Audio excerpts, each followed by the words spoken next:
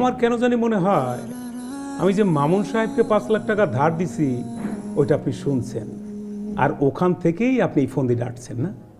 আরে সে আর আপনি কি এক কথা হইল নাকি? হ্যাঁ, তারে দিছি বলে আপনারও দিতে হবে? যান যান, মনোযোগ দিয়ে কাজ করেন। আর বোনের বিয়ে শাদী ওগুলো পরে দেন, টাকা পয়সা আবার জমান, তারপর টাকা তুলবেন, দিয়ে দিবেন। তবে এইবার কিন্তু ওই এনজিও টেনজিওতে জমায়েন না, ভালো একটা ব্যাংকে জমায়েন, নিশ্চয়তা আছে। যান যান, কাজে যান।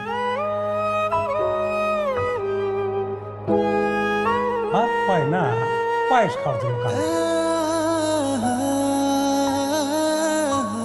পরশ দিয়ে আনার চাকরি, তার 5 লাখ টাকা খরচ করে বোনের বিয়ে দিতে হবে? গল্প গোল।